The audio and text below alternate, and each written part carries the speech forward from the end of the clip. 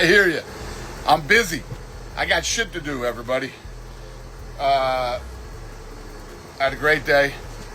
Just about to take off here from Washington, D.C. We had the meeting at the White House. Could not have gone better. This is going to be awesome. All right, let's start off. First off, I'm announcing our return to New York City as UFC 322 takes place on Saturday, November 5th. The main event, UFC welterweight champion Jack Della Maddalena defends his belt for the first time when he takes on former UFC. Makhachev was number one ranked pound-for-pound fighter in the world in 23, 24, and 25. He cleaned out that division, and he has decided to take his 15-fight win streak and move up to attempt to become one of a few fighters in UFC history to win belts in two different divisions. Della Maddalena has won 18 fights in a row, just beat Bilal Muhammad for the welterweight title. This is literally the definition of a super fight. So he did it. After months of teasing super fights and brushing off callouts, Islam Makhachev has agreed to meet Jack Della Maddalena at UFC 322 inside Madison Square Garden on November 15th. The lightweight ruler who set the pace through 2023, 2024, and 2025 is marching straight into welterweight against a champion riding an 18-fight streak. No catchweight, no tune-up. Champion versus champion under the Garden lights. The timing makes it even louder because it arrives right after a whirlwind visit to Washington and a promise that something wild was coming. The way the news dropped made it hit even harder. Wheels up out of DC, late night energy in the cabin, and Dana fresh off a White House meeting speaking into the camera like he couldn't wait another second. Return to New York, November 15th, Jack Della's first defense against Islam. No cinematic trailer, no slow reveal, just a blunt announcement that turned timelines into sirens. Fans did the math immediately. 18 for Jack, 15 for Islam. One man moving up to chase a two-division legacy, the other trying to slam the door on it. Jack Della Maddalena didn't stumble onto this stage. He ran through it with surgical pressure, turning efficient boxing into a storm. He took the welterweight crown by walking down Bilal Muhammad and chewing through counters, layering body shots until movement slowed and openings appeared. He backs opponents to the fence without sprinting, trims angles, and slices the cleanest path to damage. There's no wasted showmanship, only steady escalation that makes corners panic. The Garden loves that kind of ruthlessness.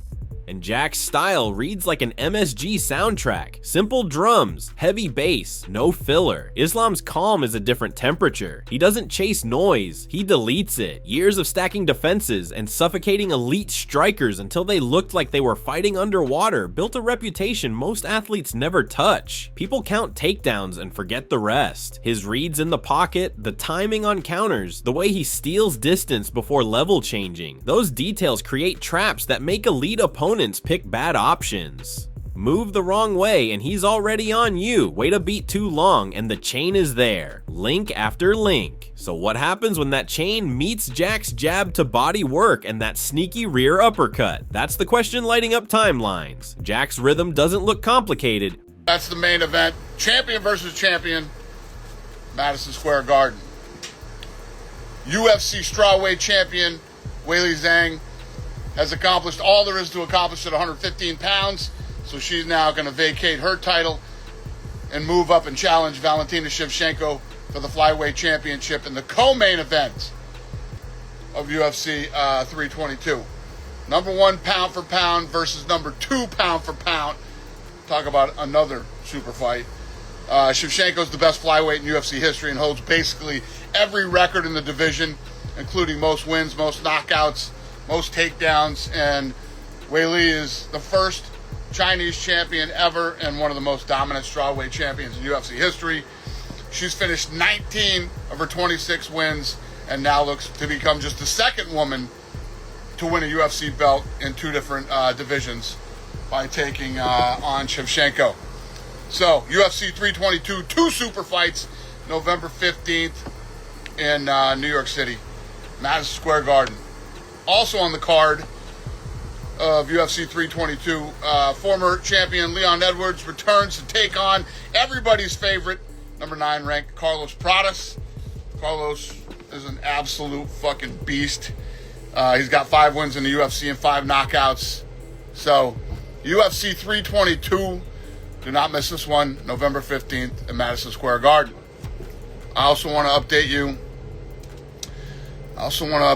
on 321 in Abu Dhabi on October 25th, which will be headlined by the undisputed UFC heavyweight championship between Tom Aspinall and Cyril Gane.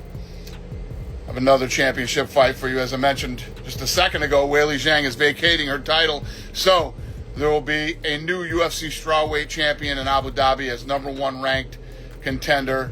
Verna Jandiroba takes on number 5 ranked Mackenzie Dern. This is a very high-level fight between 2 of the best grapplers in the division.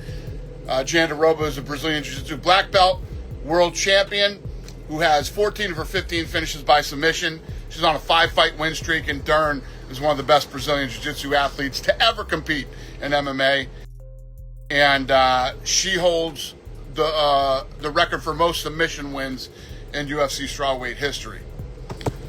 All right, what else do I got here? Also being added to UFC 321, 2 of the best bantamweights. Number 2 ranked Umar Nurmagomedov takes on Mario Batista, who is ranked number 8. He's been grinding his way up in the rankings, and it's going to be a fun one too. Rounding out the main card for UFC 321, first, number 2 ranked heavyweight Alexander Volkov taking on Jelton Almeida. Volkov is one of the most intimidating guys in the heavyweight division at 6'7". He has 24 wins by knockout, and Almeida is a great grappler who's finished 21 of his 22 wins. Opening the main card, light heavyweight Alexander Rakic, and he'll be taking on Azamat, who's ranked number 11, Murzakanov. Bear with me. That's it. That's all I got. That's UFC 321's main card. Every fighter on this card is ranked. Everybody competing is ranked. October 25th, Abu Dhabi. Tickets on sale now. And then 321, October 25th, Abu Dhabi, and 320. But his decision speed is unsettling. He doesn't swing wild. He forces replies he's prepared to punish. Against Islam, the mystery is whether that comfort zone even exists. Can Jack hit the body in combinations without giving up his hips? Can he frame fast enough to stuff the first shot and punish the second with elbows and hooks? Can he exit exchanges without stepping into a clinch that becomes a ride? There's also the garden factor. It does something to people. Some walk in and turn into myths. Some walk in and realize the room is bigger than their dreams. When legends talk about that building, they mean the hum under your feet and the way a crowd breathes with the fight. Islam has handled hostile stadiums, championship glare, and last-minute chaos. Jack has walked through fire with a flat pulse.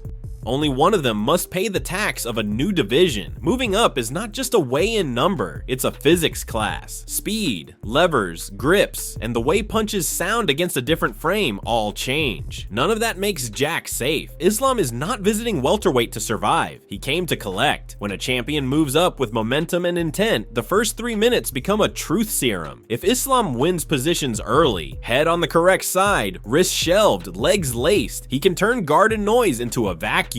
If Jack digs underhooks, circles off, and hammers the body, we get a knife-edge fight where every step looks dangerous. First blood matters less than first rhythm. Whoever makes the other second guess their favorite move will own the middle. The rest of the card adds fuel to the fire. The co-main is framed as Zhang Weili stepping up to challenge Valentina Shevchenko at flyweight after vacating strawweight, number 1 versus number 2 on many lists. That's a champion's gamble mirroring Islam's move, and it sets the tone for a night where risk is mandatory. Leon Edwards returning against the wrecking machine Carlos Prados. 5 UFC wins, 5 violent endings, turns the main card into a gauntlet. Big nights feel bigger when every matchup carries consequence. And this one reads like a summit for risk takers. But let's be clear about what's confirmed and what's still in motion. The announcement sounded confident, the date is locked, the venue is locked, and the intention is unmistakable. As always in fight sports, paperwork can wobble and camps can shift and reports can outrun reality. For now, the story is simple. Islam said yes, Jack said yes, and the Garden is waiting. If anything slides before fight week, corrections will land fast. Until then, this is the matchup the chatter was built for, and it's already bending every conversation in the sport. Here's the subtext under everything. Islam isn't chasing a quick payday, he's hunting history. Becoming a 2-division UFC champion puts you in a room with almost no furniture. It changes how your name is spoken and how your career gets studied. Jack, meanwhile, is doing what great welterweights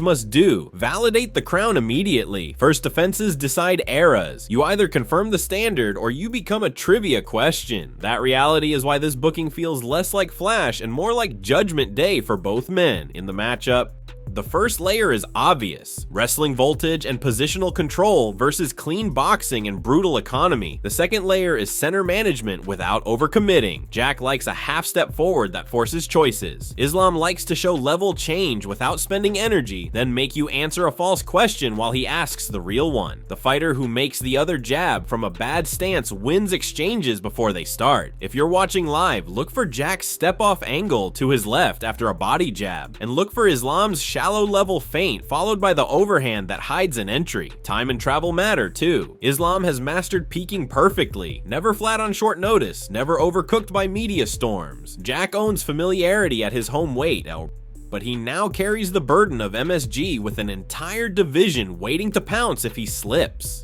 Pressure doesn't just live on the walkout, it burrows into sleep, into sparring adjustments, into how quickly you abandon plan A after one bad exchange. Champions who treat panic like weather, acknowledge it, prepare for it, keep moving, win ugly and win often. Zoom out, and this night looks like a referendum on modern MMA. Coaches still debate mixed versus specialist with layers. Islam represents the apex of chain wrestling blended with sharp tested striking choices. Jack represents the modern striker who punishes entries, digs the body, and forces pace changes your lungs didn't schedule. Both are efficient, both finish, neither gives away minutes. That's why it feels less like a crossover and more like a collision between perfected systems. When perfected systems collide, tiny choices decide everything. Someone still has to take the first step across the logo. If Islam is first, expect a quick read, a jab to double feint, and an attempt to put Jack on the warning track early to test fence escapes. If Jack is first, expect a stiff touch to the chest, a step-off angle, and a body head sequence designed to make Islam level change on Jack's timing. Either way, the first scramble will tell you everything. If they reset and smile, buckle up. If one man looks to the corner with wide eyes, the path is already written. Remember, none of this happens in a vacuum. Abu Dhabi's UFC 321 is stacked with monsters.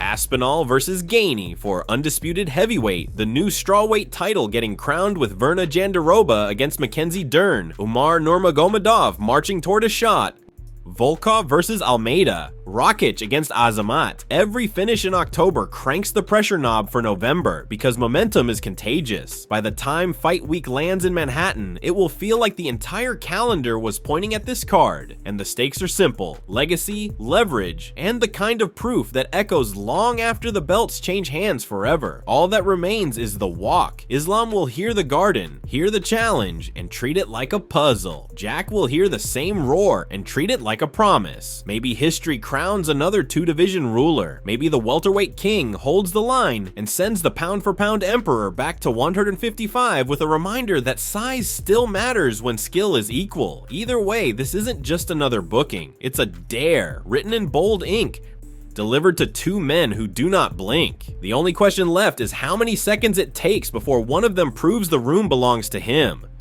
Tonight.